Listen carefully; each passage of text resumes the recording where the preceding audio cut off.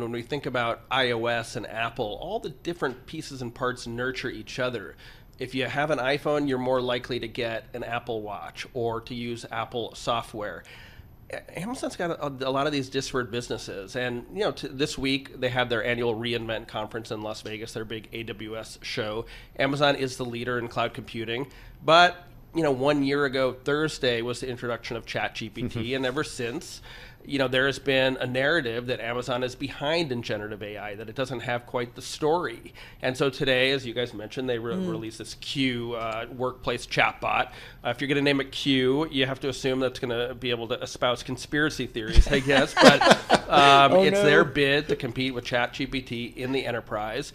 And I think it's interesting. We'll have to see how good it is, but it has nothing to do with One Medical or the Ring doorbell.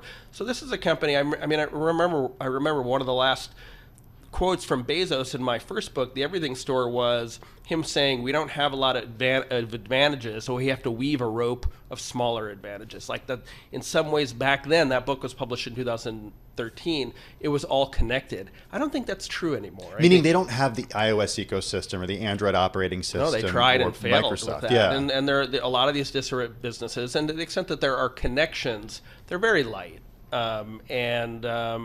Maybe that's to the company's credit. It certainly will make it easier to break the pieces apart if they ever have to do that one day. Hello, Lena Khan. Well, and it's also interesting. So they also did the announcement about making an update to their own chips that they are making. At the same time, they are kind of extending their collaboration with NVIDIA. Like, it does feel like they just kind of are everywhere. Well, and that's something Google is doing as well. It's like keep your friends close and your enemies closer. And all these companies are totally dependent on NVIDIA for these graphic processors that are so important to generative AI. And yet the prices are extremely high, and NVIDIA can't supply the volume of chips that companies need to meet the demand. And so with Graviton 4 and the announcement Amazon made this week, it's this more long-term project of competing with NVIDIA and putting its own chips in its data centers to meet customer demand. How do you think about Amazon for the future? Like, I don't know what your next book is on this company.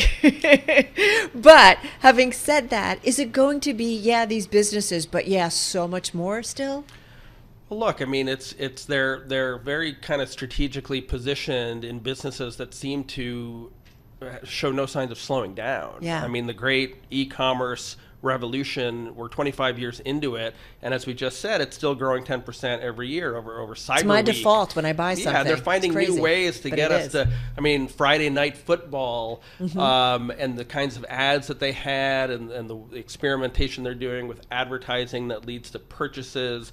This is all like a green field for Amazon. And then on the cloud side, we're in the very earliest days of companies moving their operations to the cloud, using these AI tools. We have no idea how it's going to go. We might look back and think, this was very overhyped one day. Yeah. But certainly Amazon, like a lot of the other big tech companies, are positioning themselves for another phase of growth.